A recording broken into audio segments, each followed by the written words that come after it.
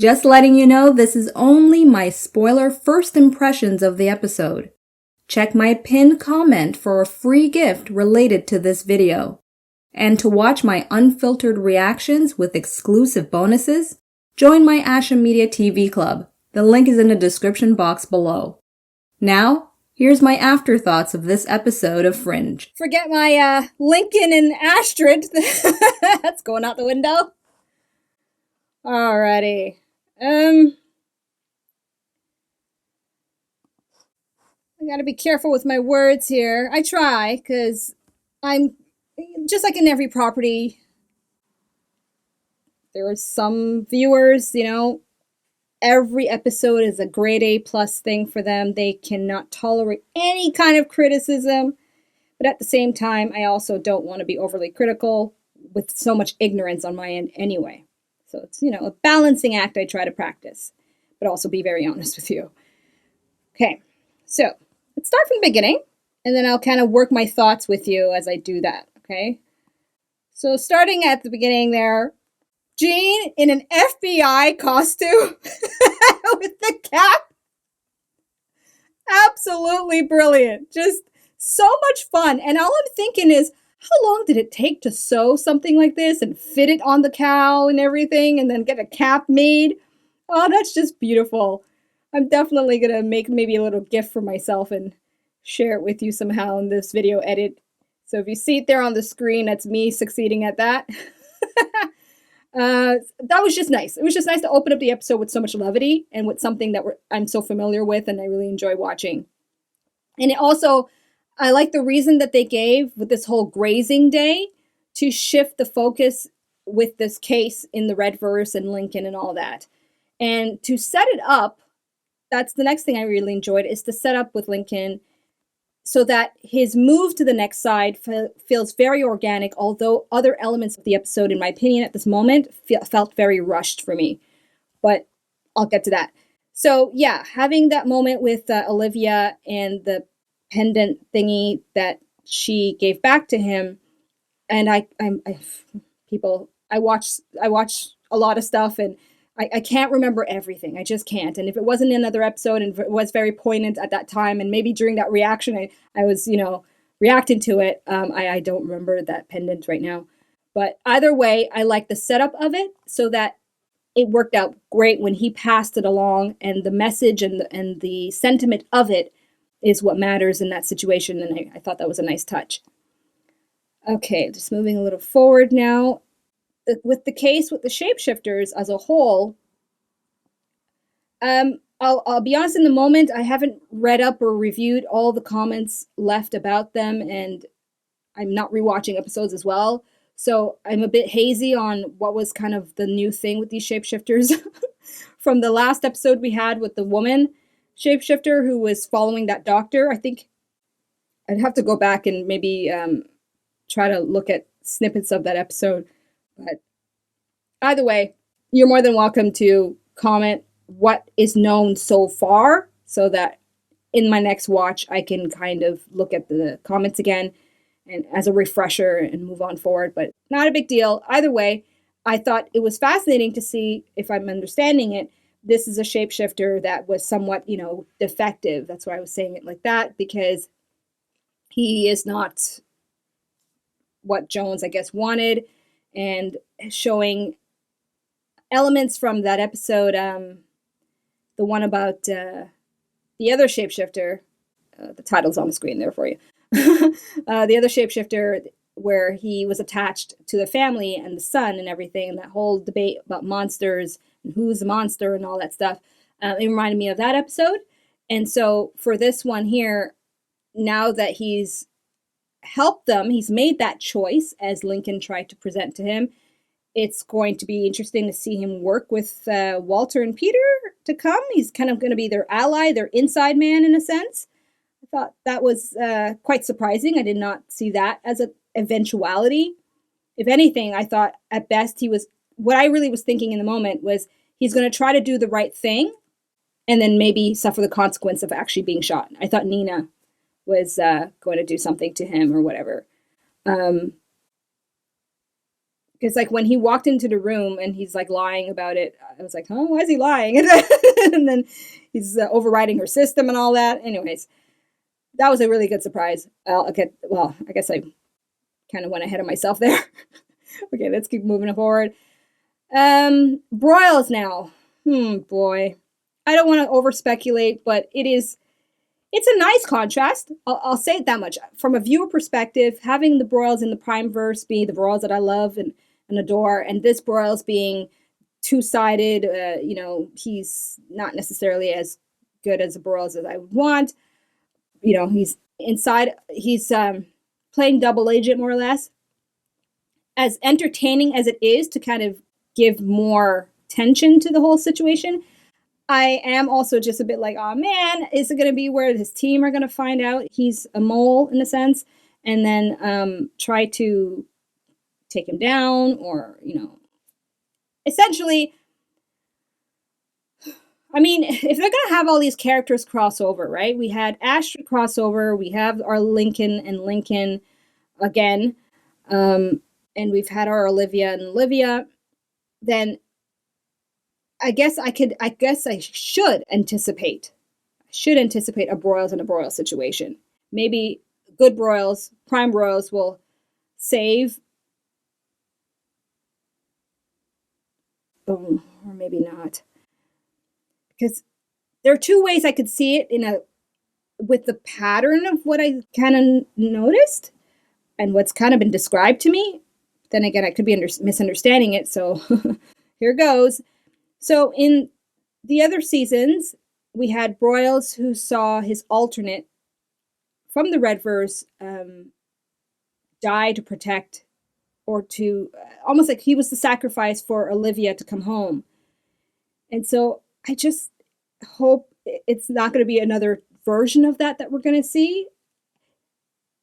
I would prefer more of a twist. I would prefer a positive end rather than a negative end. But I would understand to fit what they've been doing in terms of showing alternate versions of pretty much the same thing. I could understand another scenario where this Broils will get so caught up in his corruption, he'll maybe die doing the right thing, and then the other Broils still comes across him anyway under those circumstances.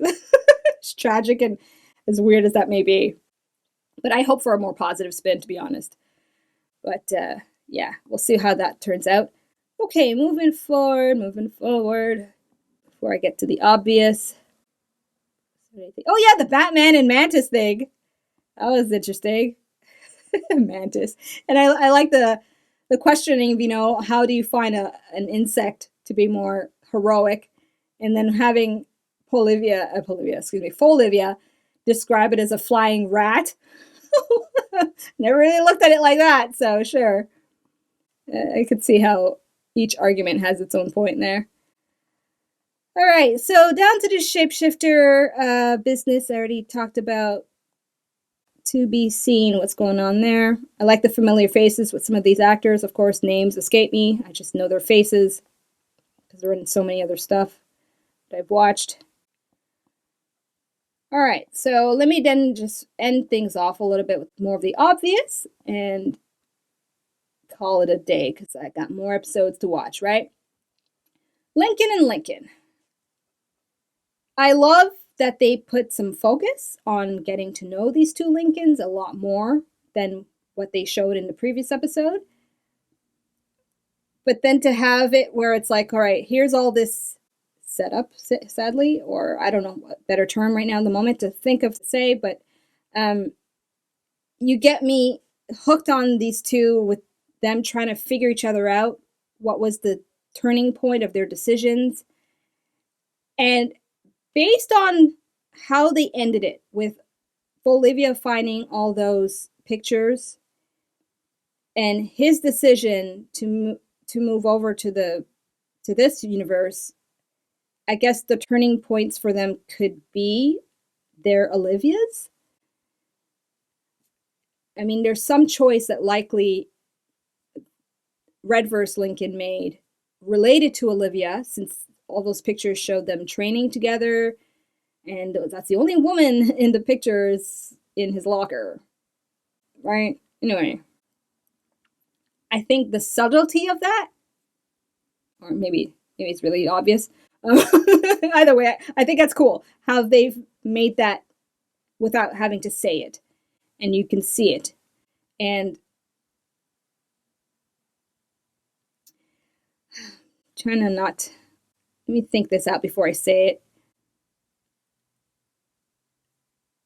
Okay, I'm going to chalk it up to just the editing, because when they have it where Olivia sees, let's see, she gets the news that he's died, and then before then we have Astrid walking into Boreal's office all sad. And then they shift over to the scene of showing Lincoln bringing that Kanan guy over to Peter and Walter. It took me out to even grasp like what just happened. Like, oh my gosh, she's dead. So something about the way they did that scene and the way they edited, they inputted that scene at that particular point in the episode, then bring it back around afterwards, thankfully, with a very good performance with Anna Torv and the grief that's being shown, although not in the typical fashion, and that goes quite well with her character, actually. Thankfully, I was able to reconnect a bit more through her performance and through that situation, and then having Lincoln walk in the room and the way they ended it off. Sure, but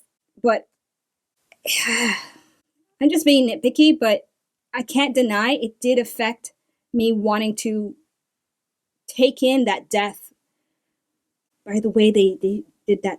They should have put that scene at the very minimum, in my opinion, at the end, right? Have it where I go through the motions of Lincoln has died, and this period with her, with Olivia and her grief, and then closing off things with them together, him telling her about his decision to stay, and then move on to him going to Peter and Walter, and then perhaps confirming at that point his decision to stay, and then they should have ended it off like that. I mean, whatever. I'm just saying, something about the way they did that affected me to connect more to that actuality. So I'm a bit disappointed that they killed him off, though. I don't know. But hey, I guess they got a lot of story to cram in. Whenever I see that, that's usually the case. They got a lot of story to cram in. But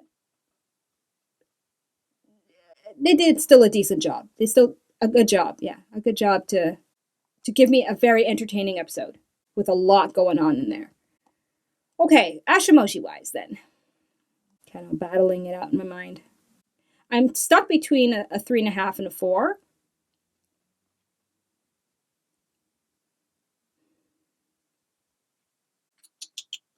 I will go with a 4. Because it really is just a minor point, but I feel because it's for a character that, you know, I liked that Lincoln, Red vs. Lincoln. So I don't know. Something tugs at me. I don't like how they did it. I just don't like how they did it. So yeah, that's my honest response right now. And there you have it. Okay. That is my reaction to episode 17 from the 4th season of Fringe. Now, if you want access to my full reaction, uncut, unfiltered, including bonuses that I share only with my club members, details on joining my Asha TV Media Club, my Asha Media TV Club, excuse me, is in the description box below for you. Okay, people, I'm moving on to the next episode, so I will see you in that video soon enough. Peace out. Thank you so much for watching. Be sure to subscribe and check out my other videos.